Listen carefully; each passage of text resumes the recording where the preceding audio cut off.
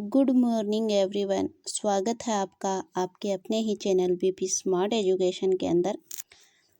हम है वो साइकोलॉजी से संबंधित क्वेश्चन है वो कर रहे हैं। आज हमारा सबसे महत्वपूर्ण क्वेश्चन 271 नंबर का फर्स्ट क्वेश्चन है कि जो बुद्धि सिद्धांत में सम्मिलित मानसिक प्रक्रियाओं जैसे कि पराघटक और बुद्धि द्वारा लाए जा सकने वाले विविध रूपों यानी सृजनात्मकता को है वह शामिल है। तो जो इस टाइप का जो पराघटक और सृजनात्मकता बुद्धि है वो शामिल है, वो होती है स्टर्नबर्ग का जो बुद्धि का सिद्धांत है उस सिद्धांत से है वो ये संबंधित है।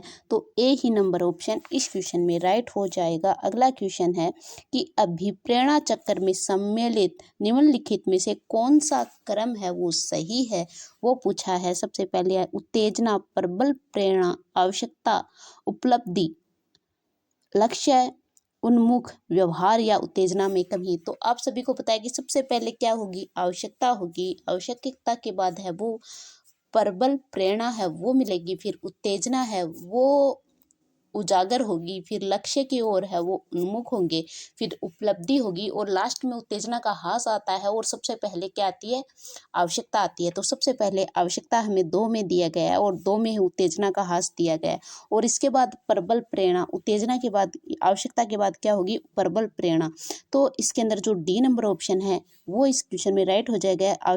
आवश्यकता के बाद प्रबल प्रेरणा, फिर उत्तेजना, फिर लक्ष्य उन्मुख, व्यवहार और उपलब्धि और उत्तेजना का में है वो कमी आ जाती है। तो इस क्वेश्चन में डी नंबर ऑप्शन राइट हो जाएगा।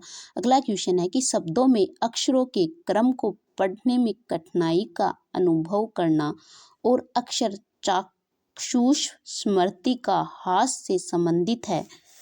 यानी शब्दों में अक्षरों के क्रम को पढ़ने में, यानी शब्दों को जो पढ़ने की जो अयोग्यता होती है उसे क्या कहते हैं, उसे कहते हैं dyslexia. D number option right हो जाएगा। अगला क्वेश्चन है कि निम्न में से कौन सा समाजीकरण की निष्क्रिय एजेंसी है, परिवार, इको क्लब, सार्वजनिक पुस्तकालय या स्वास्थ्य क्लब।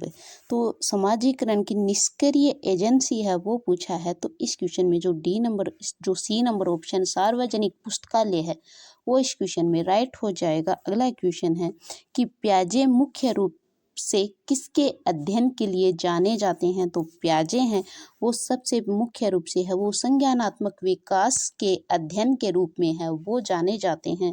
अगला क्वेश्चन है कि प्याजे की कौन सी अवस्था का संबंध अमूर्त एवं तार्किक चिंतन से है। तो अमूर्त व तार्किक चिंतन से संबंधित जो स्टेज है वो होती है अमूर्त सक्रियात्मक अवस्था। सी नंबर ऑप्शन राइट हो जाएगा। अगला क्वेश्चन है कि निम्नलिखित में से कौन सा रचनात्मक मूल्यांकन के लिए एक उचित उपकरण नहीं है। ए ऑप्शन है प्रदत्त कार्य या असाइनमेंट, मौखिक प्रश्न, टर्म टेस्ट, क्विज व लेखक। रचनात्मक कार्य के लिए है वो उपकरण है वो नहीं है, वो आप लोगों से पूछा है। तो जो प्रदत्त कार्य है असाइनमेंट है वो इसके अंदर है वो नहीं है, बाकी सभी क्या है, रचनात्मक है। तो ए नंबर ऑप्शन इस क्वेश्चन में राइट हो जाएगा। अगला क्वेश्चन है कि जब बच्चा फेल होता है तो इसका तात्पर्य है कि बच्चे ने उत्तरों को सही तरीके से याद नहीं किया है, बच्चे को प्राइवेट ट्यूशन लेनी चाहिए थी। सी ऑप्शन है व्यवस्था फेल हुई है, बच्चा पढ़ाई के लिए योग्य नहीं है। तो अगर जब एक बच्चा फेल होता है तो व्यवस्था के अंदर है वो कुछ ना कुछ कमी है वो होती है। तो एक बच्चा फेल नहीं होता बल्कि उसकी जो व्यवस्था है वो फेल होती है, तो यानी स्कूल फेल होता है। तो नंबर जो 3 नंबर ऑप्शन है वो इस क्वेश्चन में राइट हो जाएगा। अगला क्वेश्चन है कि निम्नलिखित में से किस मनोवैज्ञानिक का सिद्धांत सुव्यवस्थित व्यवहार के सिद्धांत के नाम से जाना जाता है। तो सुव्यवस्थित जो व्यवहार का सिद्धांत के नाम से है उसे है वो जाना जाता है, उसके सिद्धांत को। अगला क्वेश्चन है कि अध्यापक को चाहिए कि सीखने की प्रारंभिक अवस्था में वह बच्चों की अधिक से अधिक सहायता करे एवं अधिक पूर्ण बल प्रदान करे तथा सीखने की अंतिम अवस्था में न्यूनतम सहायता करे। यह कथन किस मनोवैज्ञानिक सिद्धांत पर है वो आधारित है। तो यानी पूर्णबलन का जो सिद्धांत है, इसके अंदर जो हमें सीधा सा पता है कि जो पूर्णबलन का सिद्धांत है वो हल ने दिया था। अगर मान लो ऑप्शन में हल नहीं हो तो हमें स्किनर है वो करना होता है। तो option C number option right हो जाएगा। अगला क्वेश्चन है कि विलियम वुंड और टिचनर किस विचारधारा के प्रवर्तक थे। तो किस यानी संप्रदाय के प्रवर्तक थे या फिर विचारधारा के प्रवर्तक थे। तो संरचनावाद जो विचारधारा है इसके प्रवर्तक थे। अगला क्वेश्चन है कि समस्यात्मक बालकों की प्रवृत्ति होती है समाज विरोधी प्रवृत्ति, झगड़ालू प्रवृत्ति, अपराध प्रवृत्ति या उपरोक्त सभी। तो उपरोक्त सभी है वो डी नंबर ऑप्शन राइट हो जाएगा। अगला क्वेश्चन है कि सबसे पहले मनोवैज्ञानिक प्रयोगशाला किस देश में स्थापित हुई। मनोवैज्ञानिक के बाद में है प्रयोगशाला किस देश में स्थापित हुई। तो ये सबसे पहले है वो लिपजिंग है, इस शहर में है वो स्थापित हुई। तो इस क्वेश्चन में जो राइट आंसर है वो आ जाएगा जर्मनी का जो लिपजिंग शहर है इसके अंदर है वो स्थापित हुई थी।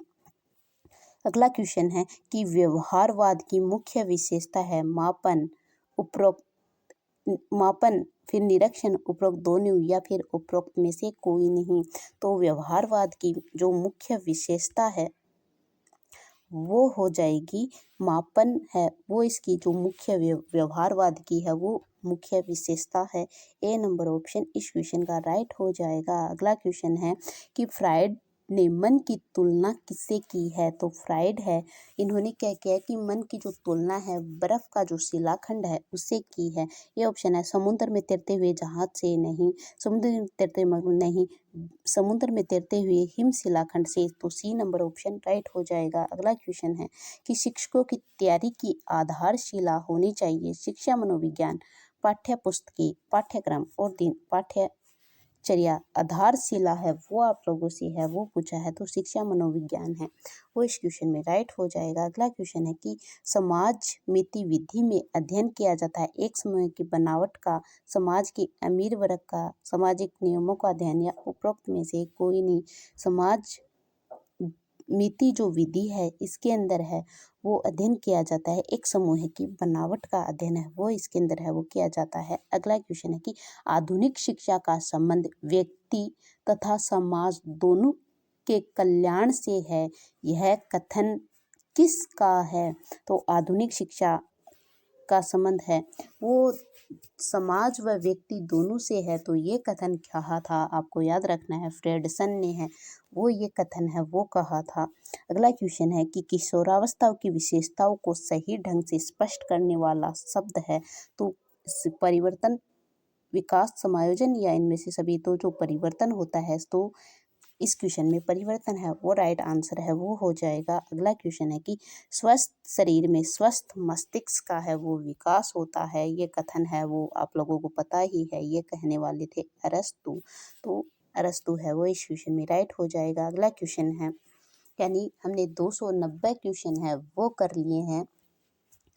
तो 291 नंबर का जो क्वेश्चन है वो है कि शिक्षण का कार्य शिक्षार्थी के ज्ञानात्मक, भावात्मक तथा क्रियात्मक पक्षों के स्तरों का विकास करना है।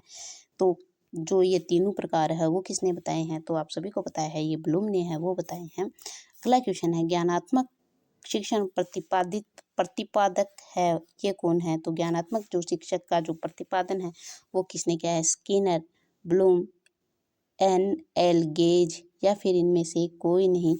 तो जो ज्ञानात्मक शिक्षण का जो प्रतिपादन है वो ब्लूम ने है वो किया था। तो राइट हो जाएगा। अगला क्वेश्चन है कि शिक्षण से अधिगम पर बल देने वाला परिवर्तन हो सकता है।